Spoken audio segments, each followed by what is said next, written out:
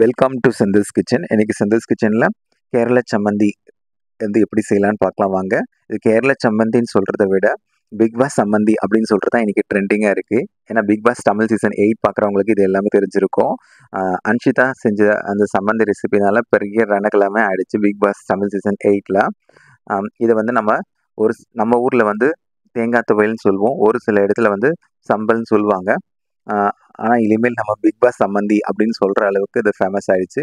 இது ஒரு பர்ஃபெக்டான சைட் டிஷ்ன்னு சொல்லலாம். ரச சாதத்தோட தயிர் சாதமோ சாப்பிடும்போது அவ்வளோ அல்டிமேட்டாக இருக்கும். இது சைட் டிஷ்ஷுன்னு சொல்கிறத விட சம்டைம்ஸ் மெயின் டிஷ்ஷுன்னு கூட சொல்லிக்கலாம். சுட சுட சாதத்தோடு சேர்த்து சாப்பிடும்போது அவ்வளோ அட்டகாசமாக இருக்கும். இந்த பிக் பாஸ் சம்மந்திங்கிற கேரளா ஸ்டைல் சம்மந்தி எப்படி செய்யலான்னு பார்க்குறதுக்கு முன்னாடி செந்தில்ஸ் கிச்சன் சேனலை சப்ஸ்கிரைப் பண்ணாதவங்க சப்ஸ்கிரைப் பண்ணிக்கோங்க. இந்த வீடியோ பிடிச்சிருந்தா ஒரு லைக் பட்டனையும் ப்ரெஸ் பண்ணிக்கோங்க. இந்த கேரளா சம்மந்தி செய்கிறதுக்கு ரொம்ப குறைவான நேரமே தேவைப்படும். ஒரு 5 நிமிஷத்துக்குள்ளே செஞ்சிடலாம். வாங்க இந்த கேரளா சம்மந்தி செய்கிறதுக்கு தேவையான பொருட்கள் என்னென்னு பார்க்கலாம். இந்த கேரளா சம்மந்தி செய்கிறதுக்கு ஒரு அரை மூடி அளவுக்கு தேங்காய் துருவி எடுத்து வச்சுருக்கேன். இது ஒரு பெரிய சைஸ் தேங்காய். அதுக்கப்புறமா ஒரு 5-6 சின்ன வெங்காயம், ஒரு 4 இல்லை 5 வரமிளகாய் வந்து உங்கள் காரத்துக்கு தகுந்தாற்போல் நீங்கள் எடுத்து சேர்த்துக்கலாம். கொஞ்சமாக உப்பு டேஸ்ட்டுக்கு ஏற்ற போல் ஆட் பண்ணிக்கோங்க.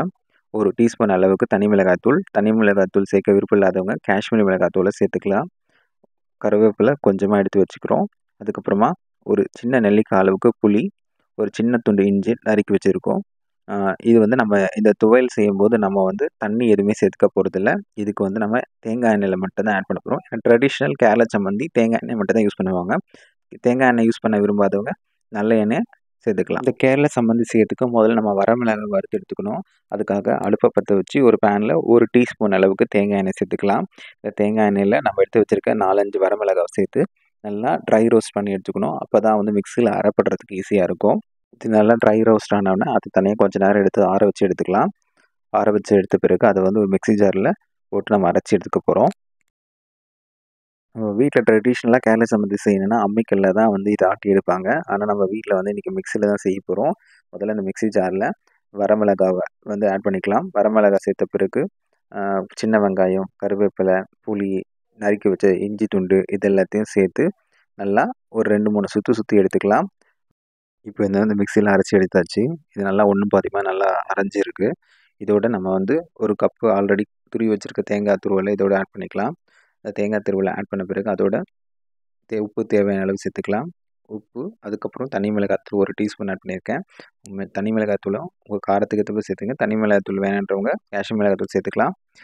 இதை வந்து நம்ம தண்ணி சேர்த்து அரைக்கக்கூடாது, தேங்காய் எண்ணெய் சேர்த்து தான் அரைக்கணும். அதுக்காக ஒரு 2 டேபிள் ஸ்பூன் அளவுக்கு தேங்காய் எண்ணெய் இதோடு சேர்த்துக்கலாம். இப்போ மிக்சி ஜாரை க்ளோஸ் பண்ணிவிட்டு நல்லா அடித்து எடுத்துக்கலாம். தேவைப்பட்டால் நடுவில் ஒரு ஸ்பூன் வச்சு நல்லா கழுவி எடுத்துக்கோங்க. இப்போ நம்ம மிக்சியில் அரைச்சி எடுத்த அந்த துவையலை கையால் எடுத்து நல்லா இந்த மாதிரி உருட்டி எடுத்துக்கலாம். இதோட தேங்காய் எண்ணெய் ஆட் பண்ணி சாப்பிட்டோன்னா நல்லா டேஸ்ட்டாக இருக்கும். ஒரிஜினல் ஃப்ளேவரோடு இருக்கும். தேங்காய் எண்ணெய் விருப்பம் இல்லாதவங்க நல்லெண்ணெய் சேர்த்துக்கலாம். இதை வந்து நம்ம ஒரு சுட சுட சாதத்தோடு சேர்த்து சாப்பிட்டோன்னா அவ்வளோ சூப்பராக இருக்கும்.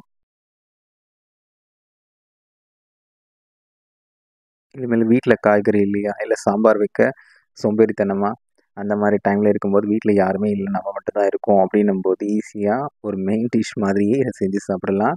அது மட்டும் இல்லாமல் நம்மக்கிட்ட இட்லிக்கு சட்னி, சாம்பார் எதுவும் இல்லாத போது கூட இதை வந்து சப்பாத்தி, இட்லி, தோசையோடு சேர்த்தும் சாப்பிடலாம்.